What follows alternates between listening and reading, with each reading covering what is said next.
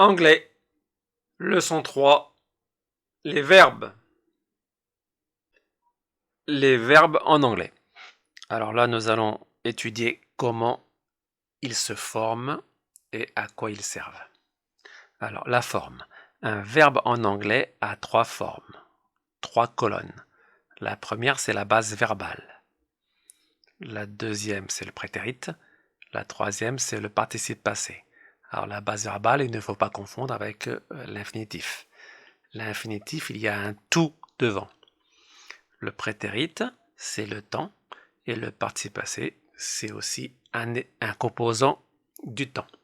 Donc, exemple, le participe passé en français du verbe manger, c'est manger et, ou e, es, et s. Le verbe partir, c'est parti i, ie, ies ou is. Donc, trois colonnes. Alors, emploi, c'est-à-dire à quoi ils servent. À quoi elles servent, pardon. On parle des colonnes. La colonne 1, c'est la base verbale. Elle sert pour le présent simple. Alors, le présent simple, on utilise le sujet plus le verbe. Attention à la troisième personne du singulier. Il faudra ajouter un S ou alors un ES si le verbe finit par une voyelle. Ça sert de base pour les temps progressifs puisque c'est sur la base verbale qu'on va s'appuyer pour ajouter un ing. Exemple, play, ça va devenir playing. Et enfin, pour les modes, les phrases avec un mode, c'est toujours pareil, c'est sujet auxiliaire plus la base verbale.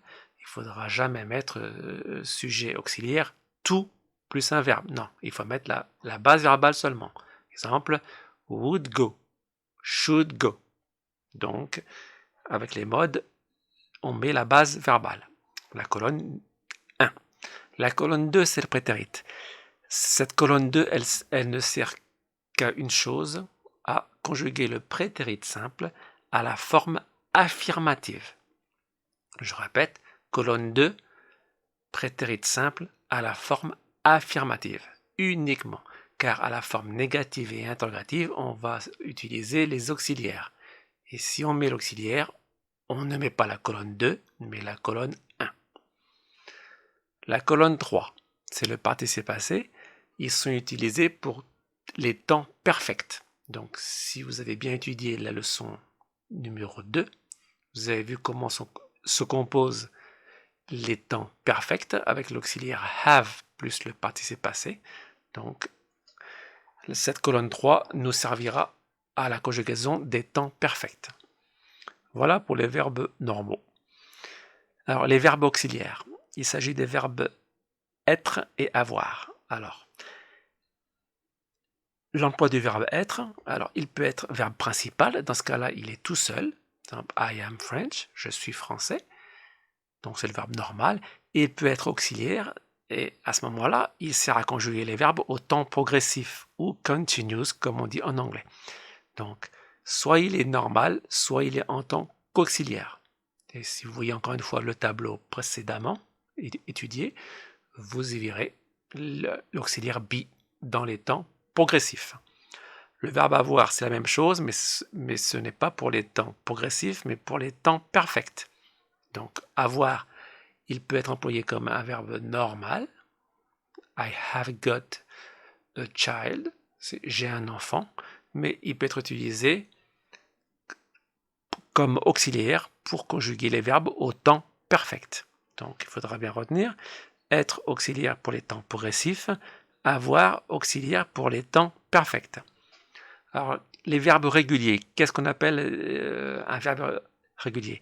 Eh bien, ce sont les verbes dont les terminaisons au prétérit et au participe passé se terminent toujours par ed, comme le verbe to love. Alors, prétérit, participe passé, petite question, quelles sont les colonnes correspondantes? Eh bien, c'est la colonne numéro 2, la colonne numéro 3. Donc, le verbe en anglais a trois formes, mais pour les verbes réguliers, la colonne du prétérit et du participe passé se terminera toujours par ed. Il y a une liste à apprendre. Les verbes irréguliers, eh bien, comme son adjectif l'indique, ils sont irréguliers. Ce sont verbes dont les terminaisons au prétérit et au participe passé varient. Cela dépend des verbes. Nous verrons plus tard qu'il y a des moyens de les reconnaître, de les regrouper par catégorie, mais il faut les apprendre. Donc ce sont des verbes irréguliers. Les auxiliaires modaux, ce sont des verbes qui servent à exprimer une opinion, comme la modalité, ça sert à ça. Alors, on appelle auxiliaires parce qu'ils sont toujours accompagnés d'un verbe. Par exemple, c'est ken, c'est savoir, pouvoir, il sera toujours accompagné par le verbe aller ou jouer, etc. Donc c'est pour ça qu'on les appelle auxiliaires, puisqu'ils sont toujours accompagnés d'un verbe. C'est comme le verbe être, quand je dis qu'il est auxiliaire, il est accompagné aussi d'un verbe, en l'occurrence d'un verbe en ing. Enfin, les verbes à particules, ce sont les verbes qui sont suivis d'un adverbe qui modifie son sens originel. Donc voilà un peu le panorama des verbes. Donc nous allons voir ultérieurement les temps, les verbes, les listes, pour bien comprendre. Mais là, pour l'instant, on pose les bases. Voilà, c'est fini pour les verbes.